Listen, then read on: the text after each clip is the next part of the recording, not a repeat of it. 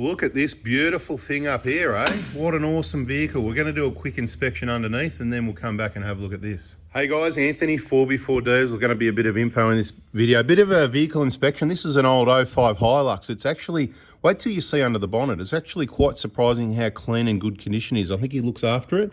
It's got some really big tyres on it. I would suggest not doing that because you can see what happens. Driving around, rubbing the control arm, rubbing on the control arms there, you know, upper control arm there. See the top of the picture there? Shocker, isn't it? Look at that. Anyway, see down the bottom of the link pin? That's the link pin. It links from the steering knuckle to the sway bar. So this is the sway bar here, for those that don't know. So the bottom of the boot right there in the middle of the picture, it's all cracked up. Okay, let's have a quick look out, see what else we can find. Then we'll look at some good stuff.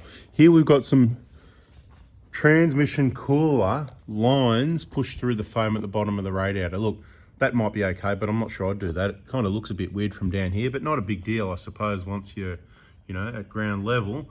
But just with the lines rubbing on the, is that going to rub through the radiator or the line rub through the lines over time? I'm not sure. I probably wouldn't do it that way, but just be aware of that. Here, there's a section cut out of the, is that how they are on these? Because it just looks a bit extra cut. That's not a factory cut, is it? What's going on here? See, this has been cut. Oh, this extra. Oh, extra. That's an extra, is it, or what? What's going on here? Different bananas. Yeah, is that other? Yeah, different bananas, mate. Different bananas. So for these bananas, you've got to cut a bit extra plastic out. Open this up. And what happens then? Yeah, it's not going to really make a big deal, but I don't know. I wouldn't be. What do we got? Same old story. 2 bolts. And here we've got welded points that have got a weld that's about 30 mil long top and bottom. Anyway, whatever. We're not going to go into that in this video, are we? The lower control arm bushes are in pretty good condition. So it's a pattern that the Hilux, so video for the Hilux guys, it's a pattern for the Hilux is that they're not deteriorating or splitting and cracking as quick as the Prado ones are. Have a look at this for an exhaust system, right? Bang, finishes right there. And dump it straight onto the, there's your moisture. Okay, so what have we done here? So just basically, that's the standard exhaust, that's good. So it's going to breathe a bit better because he's got rid of the rear muffler. So that is going to be helpful to the flow. But look, I'm not sure whether, you know how we talk about big exhaust, the turbo specialist is the one that fixes all the turbos. We regularly see, you know, the ones that have the rare turbos that fail, the regular ones, there seems to be more big exhaust, you know, whether it's in the workshop on the internet or at the turbo specialist. Turbo specialist, here's the special. He tells us the bigger exhausts, and this isn't that. This isn't the bigger exhaust, but the bigger exhaust is what causes the overburst, and transmission's been done.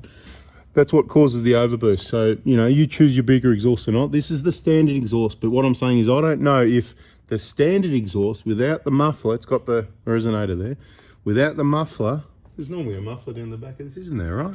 Yeah, hard to remember. Hey, it's going to save some weight.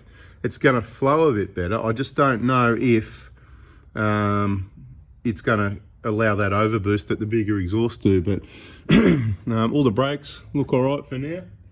And you can see the original suspension. Look at this. This vehicle, it's got 200-something thousand Ks on the clock, but the owner believes that it's done more. I think it's had a bit of a dodgy done on it. Maybe it's done about 400,000 Ks, somewhere up around there, but it's quite clean up under here. I'd say it hasn't done a lot of off-road. It's got some springs from somewhere. I don't think they were new. I think they might have been second-hand, new U-bolts or something. I'm just, you know, making up as I go. I don't know. I'm just going, these U-bolts are pretty clean, but the springs aren't. So I think maybe he's picked up some springs or something like that, maybe. They're not the originals, are they? No, I don't think so. Anyway. You know, I've got to get some cars side by side to remember what stuff looks like when you're not normally taking too much notice. But that looks like the original shockers. Certainly stock standard type, whether they're original or not, we don't know. And not leaking. You can see the rubbers sort of cracking up a little bit. There's no problems under this vehicle. There's nothing to see here, which is good news for the Thailand Hilux 05. You can see a bit of oil around. Up the top at the back of the valve cover, we see a bit of oil on that. So I don't know, someone's probably worked on it. It's certainly had the transmission done. You can see the pan and everything's been painted. You can see they've been on the nuts and bolts for the drive shaft. It's got the EFS in there. once again, you can see those control arms. They are booked in to get changed, so just be aware of the big tyres you get. The vehicle works better with fairly standard size tyres. It's got an aftermarket sump plug in there, right? That's not the standard sump plug. Anyway, and obviously it's been hit here with a, you get that, if you, maybe it does go a little bit off-road, but big tyres. You want to know what big tyres are? We suppose we've got to have a look at that. What size are we talking about? 285 70 17. So, excuse me, they're 33s, aren't they? On standard wheels. The wheels are awesome, but the offset doesn't work with tyres this size because, yes, it rubs on the control arm. I don't know, all the time, or just that droop like this or what, but you can certainly see they're rubbing. There's a slight rub mark on the tyre, not too bad. So that is getting sorted out. That's a recent addition, the bigger tyres. Obviously, he's given the Falcon Wild Peaks a go. They actually look pretty good, you know. They're growing on me, yeah. They don't look too bad, do they? What do you reckon? Yeah, not bad. Okay, yeah, no worries. You got to get the light truck version, apparently everyone said.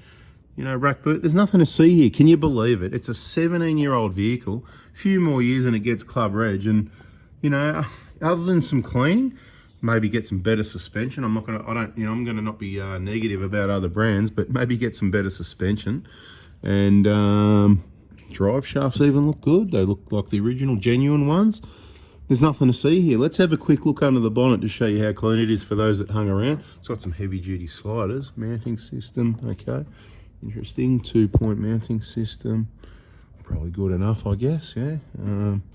Anyway, whatever. Let's have a look underneath the bonnet. All right, guys and girls, this is a October 2005 built vehicle. We're in 2022 now. If I calculate correctly, that means it's 17 years old. 17-year-old vehicle, right? With the odometer says something like 200,000 Ks. The owner believes it's done more. Might have been a bit of a shifty being done.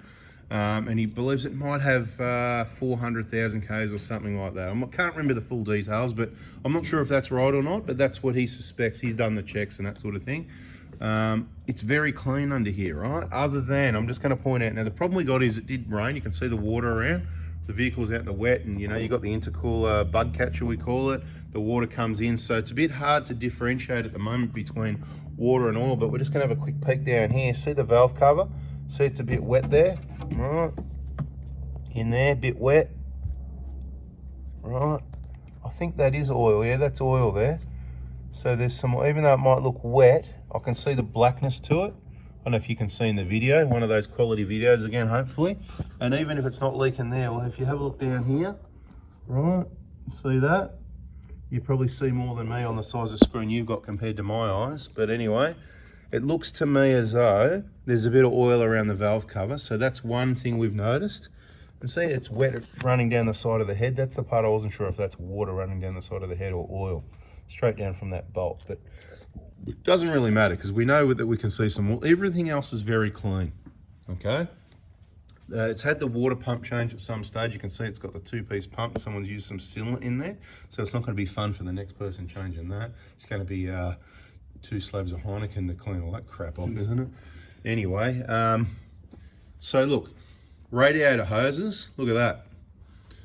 Aftermarket clamps. You know, I can't stand it. If this was my vehicle, new hose, new genuine clamps, bang, that'd be going on.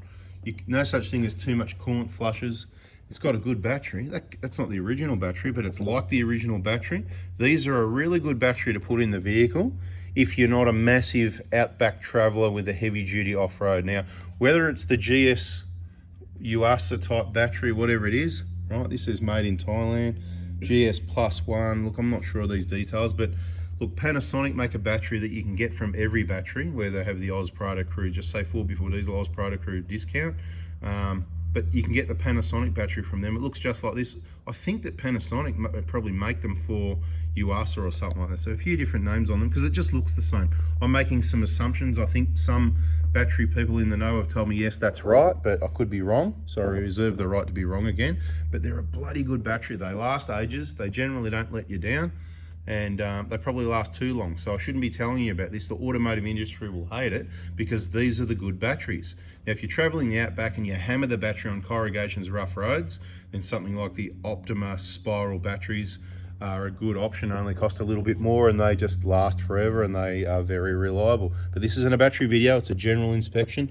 Fairly clean here. You got your injector driver there in case you're wondering. Battery's good, terminals are okay.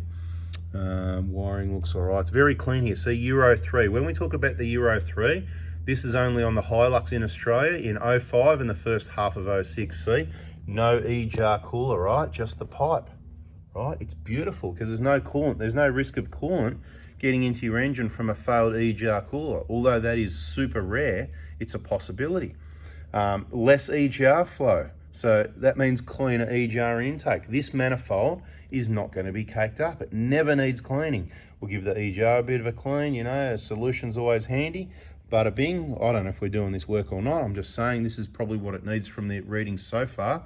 So there'll be a separate video on the injector diagnostic readings on this 05 Hilux showing you what the readings perhaps are and should be, and a bit of discussion, and that'll go into the injector diagnostic information playlist on YouTube, 4x4 Diesel. Check out our playlists. This is pretty clean. There's nothing to see here. I'm happy to say this is why we work on Protos and Hiluxes, because when they're looked after and they're not messed around with by people doing modifications and poor workmanship, this is how they are. I mean, just look at it. It's just clean. Look at the block down on the side. It's clean. There's no oil, right? So other than what's happening at the valve cover, and you can see that's leaking down. You know, I'm just going to sneak in there for a minute. You can't see a lot, but whatever's going on coming in, looking, you know, when we look from the bottom down there up, there's a bit of oil. It's all from this valve cover, probably because maybe the injectors have never been out. It looks pretty original, doesn't it? Yeah. I haven't had a good look. Let's have a look. Any marks on those nuts? Not lately. We need to pull things apart. The pipes look original. They don't look like they've been, but it could be wrong. I had a bit of a look in there at that pipe there. That looks pretty original as well. We can't see any more till we start pulling it apart, but from what I can see so far, just with a basic inspection with this camera, it looks very original. So if it's done 200,000 Ks, it's severely overdue for injectors, and if it's done 300 or 400, it's even more, and it's lucky it's still running. It could have a blocked oil pickup. So if we do the injectors, when we get them out, as soon as we see if it's got blow-by, those injector seats leaking, then we'll have to decide if we need to drop the oil again back on the hoist and clean that oil pickup. I think the owner will do that himself anyway because he's into that, but a bit of all the usual servicing, cleaning and maintenance. That's why we've got a vehicle in such good condition. All right, that's the video, guys. Thanks for watching. Bada bing, bada boom. You know how it works. Subscribe, turn the bell on, hit the like button. Bada bing, bada boom, okay? See ya.